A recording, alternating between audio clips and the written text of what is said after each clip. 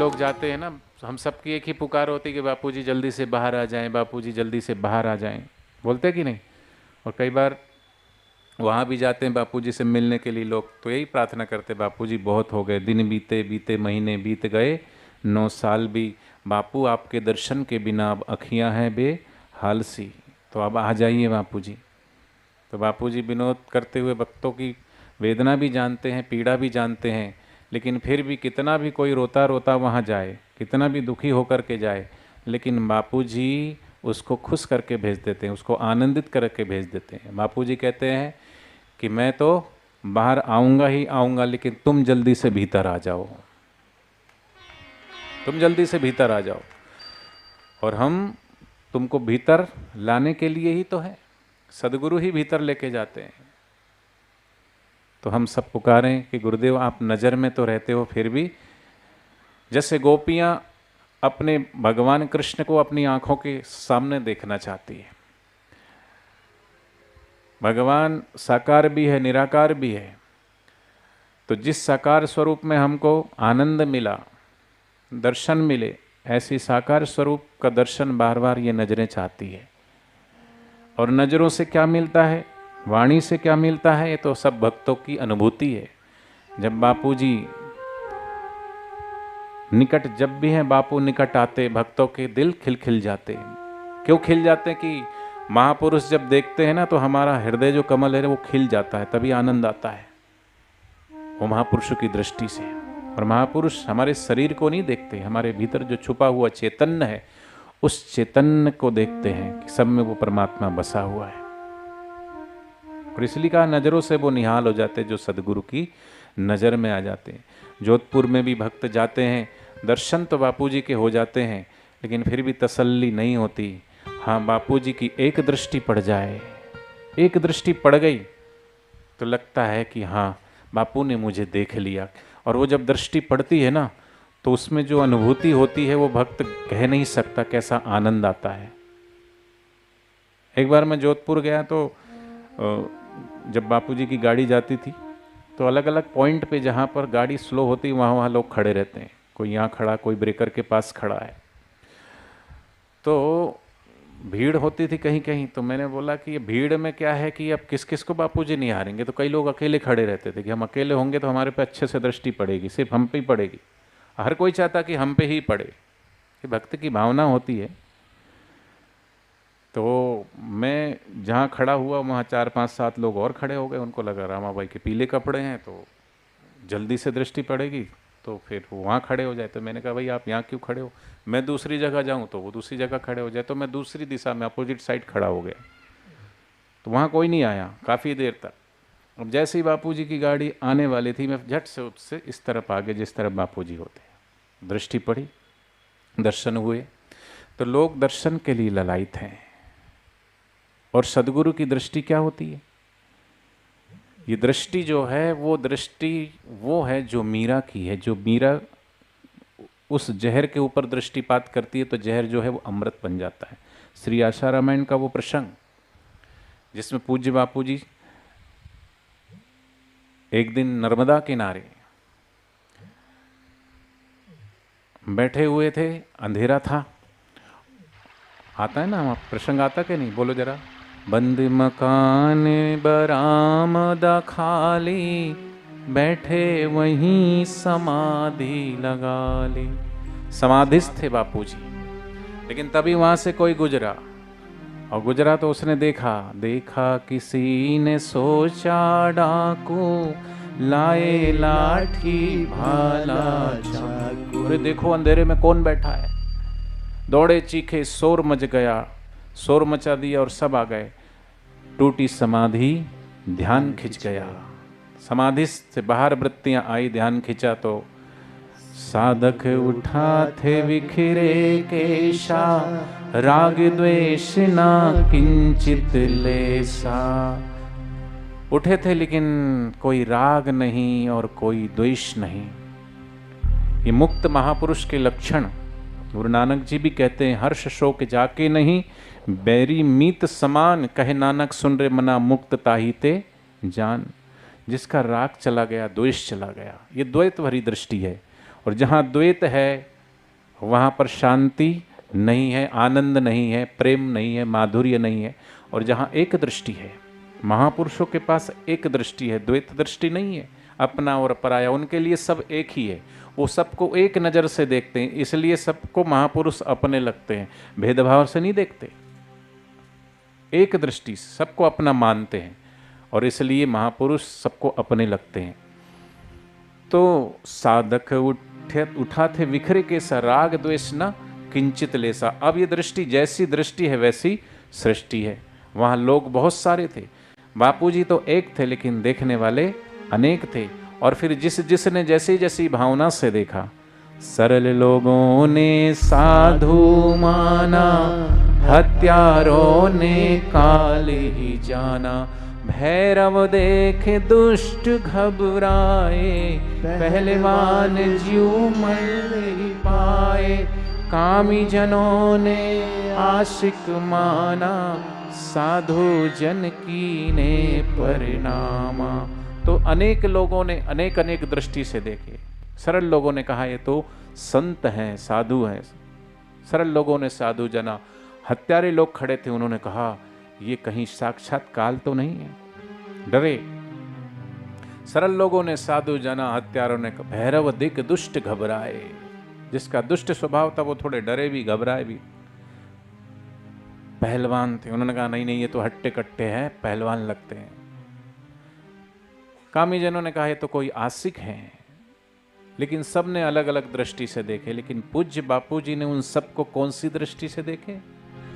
एक दृष्टि देखे सभी, चले शांत गंभीर। गुरुवर चले शांत गंभीर, सशस्त्रों की भीड़ को सहज गए वे चीर। तो बापूजी ने उनको जो दृष्टि से देखे वो दृष्टि थी कौन सी? एक दृष्टि, जो दृष्टि मीरा के पास है, जो दृष्टि नानक जी के पास है, जो दृष्टि भगवान बुद्ध के पास है, जो दृष्टि महावीर जी के पास। उनके पास द्वैत भरी दृष्टि नहीं है, एक ही दृष्टि है। और जब वो एक दृष्टि होती है ना, सब में वो एक ही परमात्मा, एको ब्रह्म द्वितीयो नास्ति, दूसरा कोई है ही नहीं। ऐसी एक बापूजी का एक स्वरूप हमने देखा था कि बापूजी ऐसे निहार रहे हैं और उसमें नीचे लिखा था कि मैं देखूं तुझ में अपने पिया को, ये कह दो तुम कब देखोगे। मैं तो देखता हूं तुम में उसको, लेकिन तुम कब देखोगे उसको। तो वो महापुरुष सब में उसी परमात्मा को देखते हैं। अच्छा, देखने का असर भी होता है, उस नज़र का भी असर होता है। क्या एक भजन आता है ये कि जर्रे जर्रे में है झांकी, भगवान की किसी सूझ वाली आंख ने पहचान की। वो सूझ वाली दृष्टि वो ज्ञान की दृष्टि है, वो भीतर की दृष्टि है। और वो दृष्टि प्राप्त होती है सदगुरु की कृपा से। जैसे अर्जुन को भगवान श्री कृष्ण की कृपा से दिव्य दृष्टि प्राप्त हुई। भगवान तो वही थे और पहले भी थे और बाद में भी थे, लेकिन जब वो दिव्य दृष्टि प्राप्त हुई तब वो दृष्टि जो परमात्मा सर्वव्याप्त है, वो दिव्य दृष्टि से व्यापक रूप परमात्मा का सब में दिखने लगा। ऐसे ही वो दृष्टि नामदेव को मिली तो नामदेव ने पकाई रोटी कुत्ते ने उठाई, पीछे घी का कटोरा लिए जा रहे। बोले रूखी तो न खाओ, थोड़ा घी तो लेते जाओ, रूप मुझसे क्यों अपना छुपा रहे। तेरा मेरा एक नूर फिर काहे को हुजूर, तूने शकल बनाई है स्वान की, मुझे ओढ़ने उड़ा दी इंसान की। क्योंकि जर्रे जर्रे में है झांकी भगवान की, किसी सूझ वाली ने। फिर वही दृष्टि आ गई। फिर निगाह मीरा की निराली, पी के जहर की प्याली, ऐसा गिरधर बसाया हर श्वास में। आया जब काला नाग, बोली धन मेरे भाग, आज आए प्रभु सांप के लिवाज में। आओ आओ बलिहार हे काले कृष्ण मुरार, बलिहार नहीं हूँ तेरे बलिहार की, मुझे ओढ़नी उड़ा दी इंसान की। उस नाग में भी वो भगवान को निहारती है। और जिसके पास वो दृष्टि होती है ना, हमने देखा बापूजी एक फोटो में सांप लेकर के ऐसे देख रहे हैं, तो वो सांप भी बापूजी की तरफ देख रहा है। तो फिर वो अपना स्वभाव भूल जाते हैं। और जो महापुरुषों का स्वभाव होता है, जो दृष्टि होती है, उनकी दृष्टि में, उनकी आभा में, उनकी ओरा में आ जाते हैं, फिर वो अपना स्वभाव भूल जाते हैं।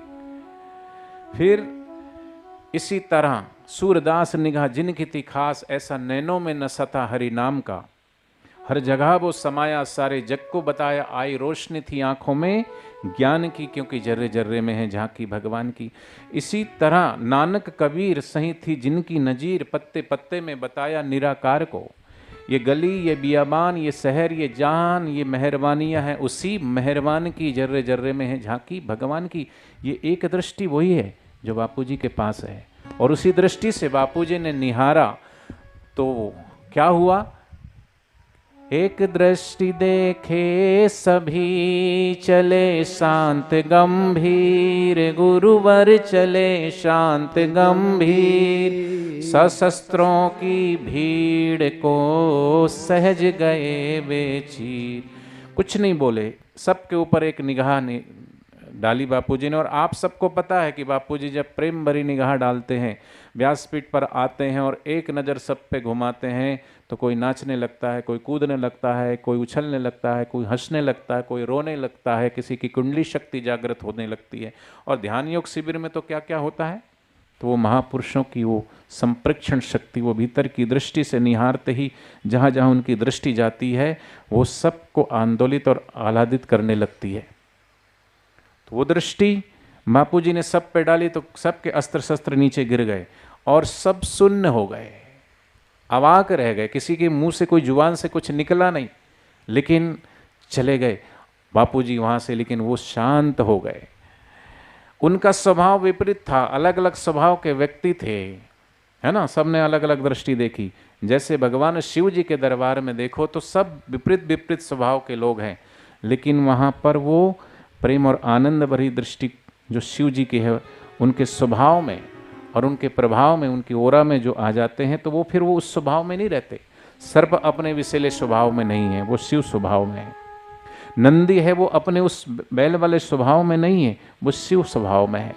शेर वहाँ है तो शेर फिर उस स्वभाव में नहीं है, जैसा अलग रहता है। तो शेर का स्वभाव क्या है, सर्प का स्वभाव क्या है, वहाँ सब विपरीत। इधर मोर है तो इधर सांप है, इधर चूहा है, और इधर शेर की सवारी करने वाली माँ शेरावाली का शेर, और इधर भगवान शिव का वाहन नंदी। लेकिन वहाँ सब आराम से बैठे हैं। तो ऐसे ही उस आत्मदृष्टि को पाए हुए महापुरुष, तो ये मैंने छोटा सा प्रसंग श्री आशा रामायण का आपको सुनाया।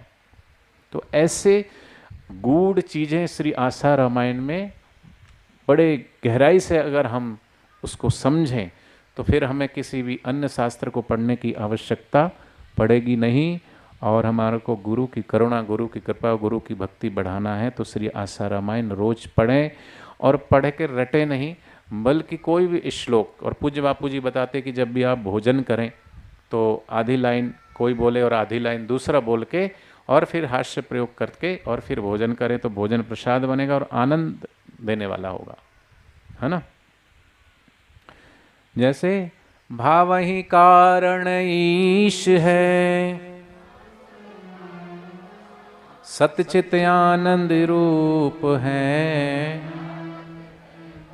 ब्रह्मेशान जनार्दन, निराकार साकार है, सर्वत भवे। तो बहुत सारे प्रसंग है, 7 दिन में भी पूरे नहीं होते, लेकिन आप आए थोड़ा सुने तो महिमा पता चलेगी। तो समय हो रहा है, तो हम भगवान से, गुरुदेव से यही मांगे कि हम सबकी नज़रों में, हम सबके दिल में तो हो, लेकिन फिर भी भक्त यही चाहता कि मेरे गुरुदेव मेरे साक्षात मेरे सामने विराजमान हो। मैं फिर से बापूजी के दर्शन करने, पूर्णिमा भरने जाऊं, फिर से बापूजी व्यासपीठ पर विराजमान हो। हम सबको सत्संग की अमृत वर्षा करते हुए हम सब बापूजी को देखना चाहते हैं। आओ इन्हीं भावों के साथ हम बापूजी के चरणों में प्रार्थना करते हैं कि बापूजी हम सब के बीच में जल्दी पधारें।